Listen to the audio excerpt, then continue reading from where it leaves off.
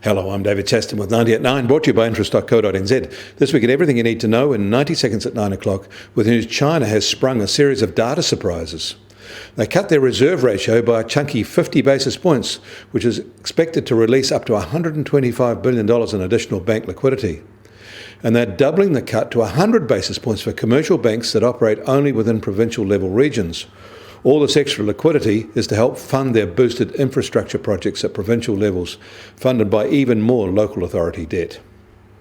And there was another surprise. China's foreign currency reserves actually rose in August, an unexpected outcome given the devaluation Beijing is orchestrating in the yuan. The rise wasn't large, but it masks a stronger situation than you might otherwise have assumed.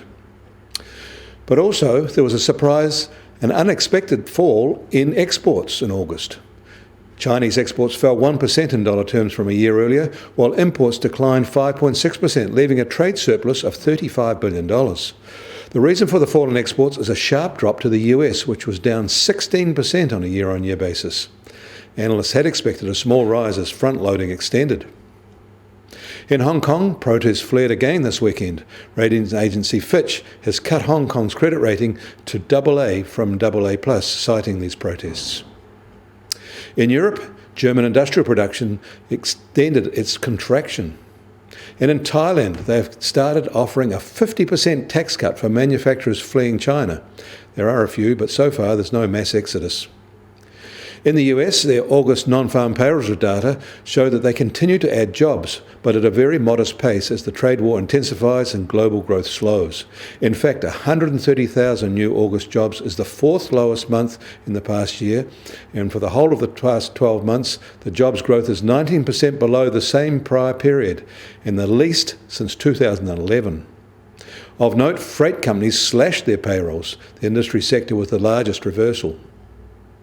As we reported on Friday, the global air freight market is now shrinking, but until now the international passenger market was in good shape. However, the July data shows that growth is pulling back here too, up only 2.7% in the year, and only half the rate we reported for June. The Asia-Pacific region grew similarly at 2.7% in July. The weakest region is North America, with growth only half of that. The US Treasury 10-year yield is unchanged from this time on Friday at 1.56%. Gold is lower at $1,506 an ounce, a $12 fall over the weekend and $17 drop for the week. US oil prices are holding at just over $56.50 a barrel. The Brent benchmark is still just on $61.50 a barrel. The Kiwi dollar is firmer today, now up to 64.1 US cents, which is more than a half-cent gain over the weekend and a 1.5-cent gain since this time last week. We're now back to where we were 3 weeks ago. On the cross rates, we're firmer too at 94.2 Australian cents. Against the euro, we're at 57.6 euro cents. That puts the trade-weighted index back up to 69.3.